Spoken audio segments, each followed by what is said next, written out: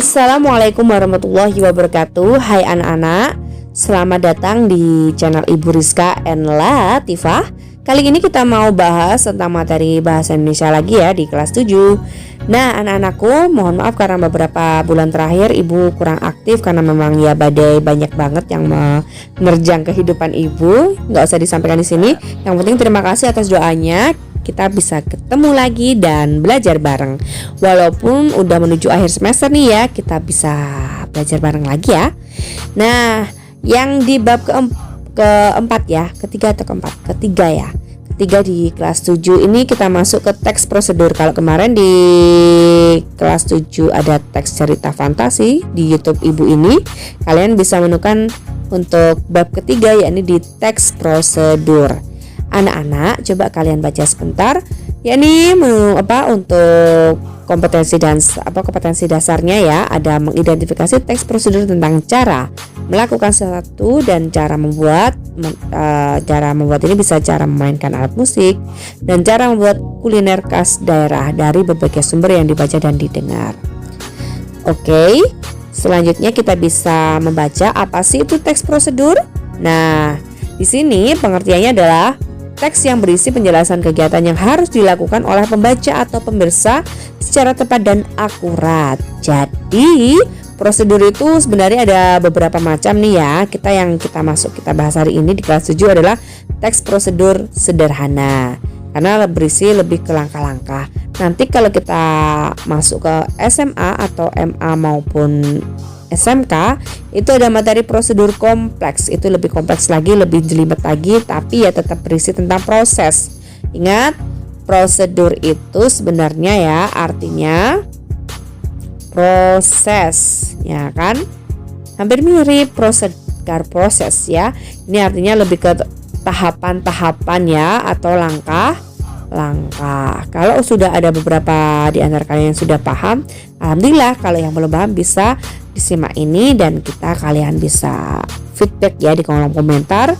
Tetap jangan lupa sebutkan nama kalian dan kelas kalian gitu. Lanjut, kita langsung apa sih ciri-ciri teks prosedur itu. Nah, cirinya dari segi isi itu ada panduan langkah, oke. Kemudian aturan-aturan batasan dari bagaimana pertama, kemudian lalu lanjutkan. Nah, ada kata-kata kalimat yang berisi tentang perintah, kita sebut sebagai kalimat imperatif ya. Kemudian yang ketiga, ini ada isi kegiatan dilakukan secara urut. Maksudnya gimana secara urut? Urut itu bisa disebut sebagai langkah-langkah yang sistematis ya. Sistematis itu artinya 1, 2, 3 kita ngomongkan yang pertama. Masuk kan kalau kita masak langsung dihangatkan kan nggak mungkin, kita harus membuat adonan dulu gitu kan. Lanjut, dari ciri-ciri kita ketemu lagi dari ciri bahasa atau unsur kebahasaan dan struktur kebahasaannya. Nah, kita bisa lanjutkan lagi anak-anak.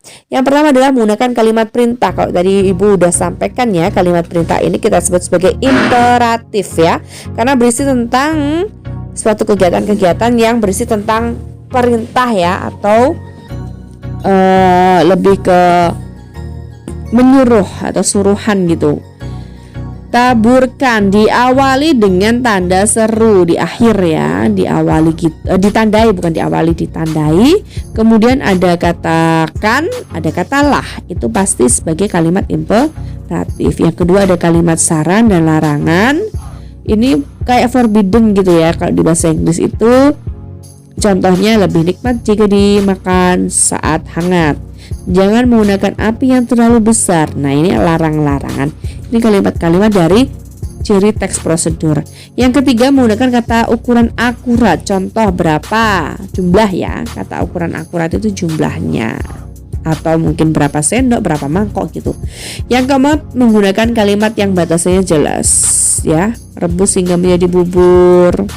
Tuang hingga isinya habis, misalnya seperti itu. Lalu apa sih tujuan teks prosedur? Tujuannya jelas untuk menjelaskan kegiatan atau langkah-langkah ya, kegiatan atau langkah-langkah dan prosesnya, tahapan-tahapannya yang dilakukan oleh penulis supaya pembaca atau pembaca dapat secara tepat dan akurat ya, maksudnya lebih jelas untuk mengikuti proses-proses membuat sesuatu, misalnya melakukan pekerjaan atau menggunakan suatu alat. Kalian ingat gak sih, kita sering menemukannya di materi yang kita bahas di sini ya. Kita ketemu di YouTube. Di sini sebenarnya adalah salah satu bentuk teks prosedur. Kenapa kok begitu, Bu? Kalian kalau nggak bisa apa-apa pasti tanya ke internet, termasuk di YouTube ini ya. Di YouTube ini pasti kalian berisi tentang apa ya? Kok aku nggak bisa membuat makanan atau resep itu kok susah ya? Kamu langsung searching aja di internet udah dapat. Jadi tutorial ini adalah salah satu bentuk dari teks prosedur. Nah, tugasnya nanti kalian akan membuat seperti itu ya anak-anak. Membuat teks prosedur yang dikalimatkan lalu kalian praktekkan untuk sebagai tugas akhir ya, tugas bab 3. Kemudian yang ke-6 adalah tujuan teks prosedur ya, dibagi menjadi 4, yakni cara menggunakan sesuatu, how to use ya, kemudian cara memainkan, how to do ya. How to do, cara memainkan ini bisa kita campur dengan yang keempat, cara melakukan, karena sama-sama how to do ya. Yang ketiga ini cara membuat atau how to make. Oke, terus selesai yang bisa Ibu sampaikan sampai sini. Ibu mohon maaf kalau ada kurang dan lebihnya. Sesungguhnya kebenaran hanyalah milik Allah. Baik, kita lanjutkan. Jangan lupa untuk dikerjakan tugasnya di rumah. Kalian bisa membuat ya reng-rengan atau kerangka untuk membuat bagaimana sih, misalnya aku mau bikin tutorial masak nih Bu, atau tutorial hasta karya nih Bu, boleh. Atau mungkin kalau kalian suka main HP tapi no game ya, Buriska tidak menyarankan dan tidak setuju kalau kalian mengambil contoh dari game ya. Ibu lebih mencari yang manfaat saja, karena game ini lebih banyak mudorotnya ya. Oke, selanjutnya kalian bisa mengerjakan di rumah, praktek, lalu kirim videonya ke Ibu secara japri. Begitu ya. Terima kasih. Bila tiada wadidaya. Wassalamualaikum warahmatullahi wabarakatuh.